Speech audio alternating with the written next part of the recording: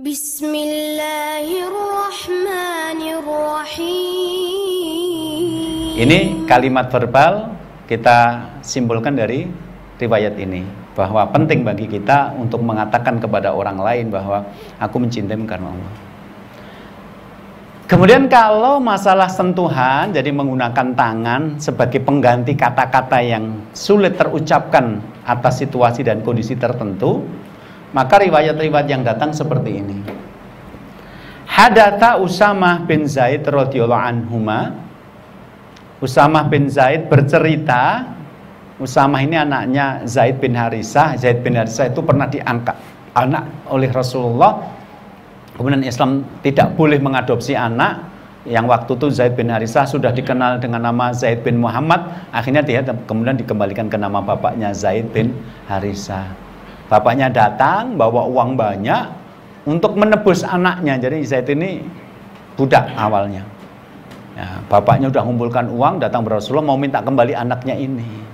Maka Rasulullah mengatakan, kamu nggak usah bayar sepeser pun untuk bawa anakmu pulang, tapi biarkan anakmu yang menentukan dia mau ikut siapa. Nah, ketika pilihannya dua, ikut Muhammad atau ikut bapak aslinya, dia malah ikut Muhammad keputusannya. Ya sudah, nggak jadi dibeli itu loh. Nah, kemudian dia menjadi anak kesayangan Rasulullah sampai diberi gelar Zaid bin Muhammad. Kemudian turun ayat yang melarang mengadopsi anak dan menghilangkan nasab kepada orang tuanya, maka dia kemudian disebut dengan Zaid bin Harisah. Lah, anaknya namanya Usamah bin Zaid. Lah, ini penting. Kenapa? Karena Zaid bin Harisah ini pernah menikah dengan Zainab binti Jahsh, yang perempuan cantik, kemudian dia bangsawan. Nah, Zaid ini kan dulunya budak, kemudian dimerdekakan. Rasul yang memberikan perintah kepada Zainab untuk mau menerima lamaran Zaid. Jadi Rasul yang melamar Zainab awalnya berbunga-bunga karena dilamar Rasulullah, tapi ternyata Rasul melamar Zainab untuk Zaid, bukan untuk dirinya. Maka mereka menikah, dan ternyata nggak sampai setahun mereka bercerai.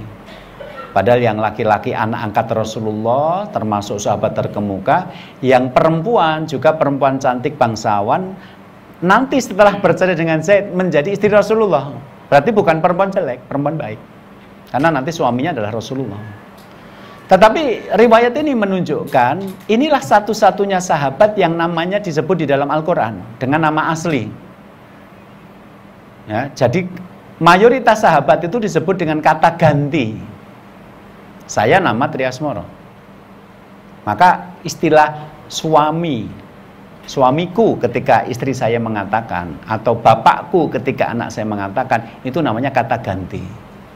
Nah, para sahabat ini ternyata disebutkan dalam Al-Quran dengan kata ganti. Misalnya Abu Bakar As-Siddiq kata gantinya adalah orang kedua di dalam gua.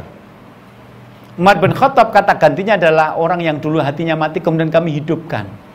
Semua sahabat kata gantinya adalah radhiyallahu anhum, mereka yang diridhoi Allah, atau mereka yang berbayat di bawah pohon. Tetapi yang betul-betul nama asli disebutkan dalam Al-Quran Zaid, dan itu untuk kasus dia bercerai dengan Zainab. Ini menunjukkan bahwa pernikahan bukan semata-mata karena faktor fisik, harta, bukan hanya faktor agama, tapi juga faktor kenyamanan hati. Karena Zaid sahabat terkemuka, Zainab juga sahabiah terkemuka. Tapi ketika mereka menikah, ternyata nggak bisa sakinah, karena mereka berasal dari latar belakang sosial yang sangat jauh. Zainab bangsawan, Zaid dulu budak. Kemudian mereka bercerai, Zainab kemudian menikah dengan Rasulullah. Nah, Zaid bin Harisah ini kemudian pada satu pengajian Rasulullah berkata, siapa yang ingin menikah dengan perempuan ahlu surga, maka menikahlah dengan Ummu Aiman. Ternyata Zaid ini yang ngacung. Padahal Zaid itu adalah anak angkat Rasulullah, konon usianya paling sedikit 10 tahun lebih muda daripada Rasul. Sementara Ummu Aiman itu adalah yang merawat Rasulullah. Kalau yang menyusui Halimatus Sa'diyah, tapi yang merawat, yang ngomong itu namanya Ummu Aiman. Dan konon orang-orang Arab pedesaan yang menerima bayaran untuk ngomong anak itu minimal umurnya di atas 10 tahun. Jadi ini satu kisah yang menarik karena apa? Zaid ketika menikah dengan Aiman itu selisih usianya yang perempuan lebih tua, lebih dari 20 tahun lebih tua. Dan nggak ada masalah. Dari pernikahan ini kemudian lahir Usamah bin Zaid ini, yang karena memang dia anaknya, yang perempuan ibunya adalah yang dulu merawat Rasulullah, bapaknya anak angkat Rasul, jadi dia dekat sama Rasulullah, jadi seperti kayak cucu sendiri. Jadi main-mainnya sama Hasan dan Husain. Ketika Rasulullah nanti sujud, mereka kemudian main kuda-kudaan itu, ya seperti seperti cucu Rasul sendiri. Ini menarik. Jadi kalau nanti ada ikhwan-ikhwan ngaji, kemudian dinikahkan dengan perempuan yang 2 bulan lebih tua saja sudah mundur gitu loh. Enggak lebih tua gitu loh. Ya Allah, kalau kamu uangnya banyak disalonkan nanti juga bisa lebih muda 10 tahun kok itu. Hari ini itu kalau uangnya banyak itu yang tua jadi muda, yang muda jadi tua kok. Cantiknya kayak apa, kalau kamu beri masalah tidak beri nafkah ya tetap ada lebih tua kok gitu loh. Gitu. Jadi saya cerita, ini kalau iman sudah menyatu, visi dan misi sudah menyatu, itu usia sudah tidak jadi persoalan sebenarnya. Jadi dalam Islam, laki-laki lebih tua puluhan tahun, jelas Rasulullah menikah dengan Fatimah, dengan Aisyah misalnya, gitu. Nanti Utsman bin Affan menikah dengan salah satu istri beliau juga jaraknya lebih dari 20 tahun. Tapi yang menarik ini, Usamah Zaid bin Harithah itu menikahi Ummu Aiman itu berarti selisih minimalnya 20 tahun, karena anak angkat Rasulullah 10 tahun lebih muda, sementara yang perempuan yang mengasuh Rasulullah minimal 10 tahun lebih tua. Angka pastinya saya tidak menemukan, tapi kesimpulannya adalah minimal berselisih 20 tahun. Gimana sekarang anak-anak ngaji sekarang, selisih 2 tahun aja nggak mau gitu loh. Masuk selisih 5 tahun udah bilang, masuk nenek-nenek dikasihkan saya, ya enggak, atau ini masih akhwat kok, nenek-nenek usianya sudah masih di bawah 30 tahun loh. Gitu. Jadi ada orang-orang sudah ngaji tapi pikirannya masih belum lengkap. Masalahnya apa? Kualitas iman itu tidak sejalan dengan usia. Kalau mencari perempuan yang lebih muda, 3 tahun, 5 tahun banyak. Sekarang ada perempuan yang lebih tua 2 tahun dari kamu. Nanti perempuan yang sekarang 3 tahun lebih muda dari kamu akan menua. Akhirnya umurnya sama dengan yang sekarang lebih tua dari kamu. Misalnya sekarang umurnya yang perempuan 25. Kamu cari yang 22. Dapat. Tapi seiring perjalanan waktu yang 22 itu menjadi 25. Dan ketika dia 25, kualitasnya jauh dengan yang sekarang 25. Jadi nggak berarti yang sekarang 23 nanti jadi 24, 25, pas 25 kualitas imannya sama dengan yang sekarang 25 itu enggak. Ada beberapa orang yang keimanannya melampaui usianya. Jadi kamu dapat yang muda, dapat.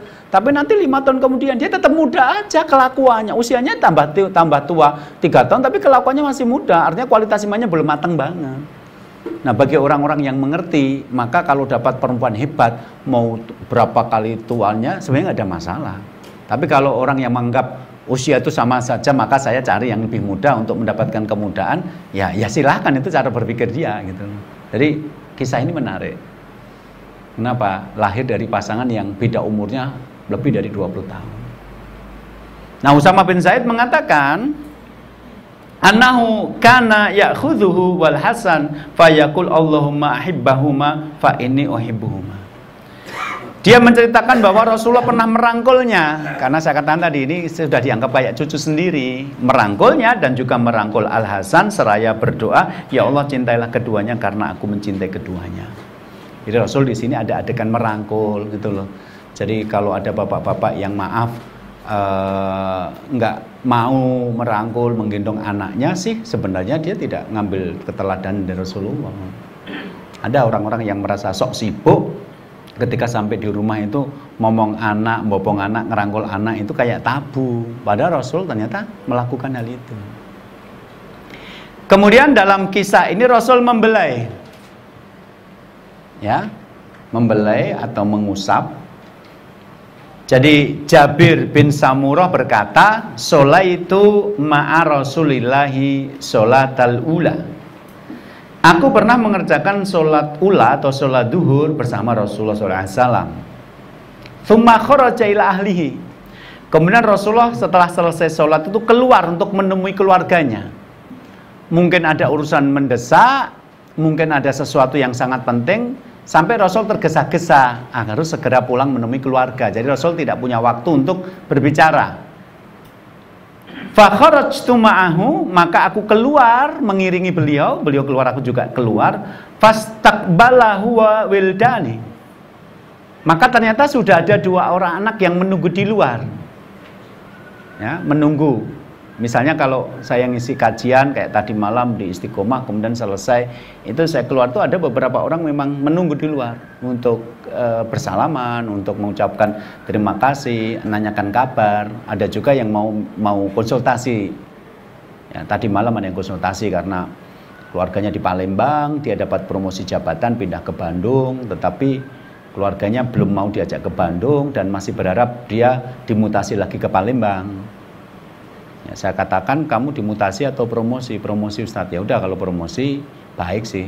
Ya udah jangan paksa istri untuk pindah dulu ke sini, tapi manfaatkan waktu untuk menunggu 1 tahun itu. Kalau 1 tahun ternyata kamu dimutasi lagi ke Palembang, ya sudah, nggak perlu pindah sana pindah sini, berat di ongkos dan juga malah bikin nggak nyaman. Tapi pastikan dulu kalau 1 tahun kemudian kamu dipindahkan ke Palembang, berarti sudah selesai. Kalau ternyata tetap di sini, maka 1 tahun ini kamu kenal sekolah yang baik mana, pengajian yang baik mana, teman-teman yang baik mana.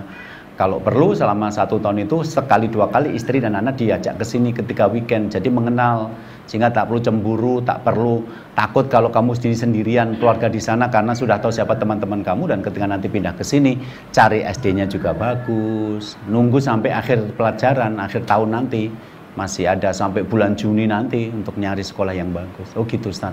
Ada yang memang menunggu untuk bertanya. Nah ini ada 2 orang anak yang menunggu di luar, pengen ketemu Rasulullah. Tapi karena Rasul memang ingin ketemu sama keluarga dalam keadaan punya hajat atau keperluan, maka Rasul tidak bicara kepada anak ini, 2 orang anak ini.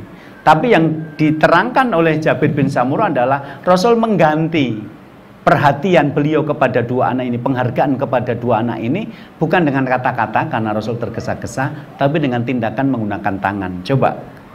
Faja'ala yamsahu khoddai ahadihim wahidan. Maka Rasulullah kemudian mengusap kedua pipi anak itu satu persatu. Kemudian Jabir berkata, wa ama ana famasa khoddai. Adapun kepadaku Rasul juga mengusap kedua pipiku.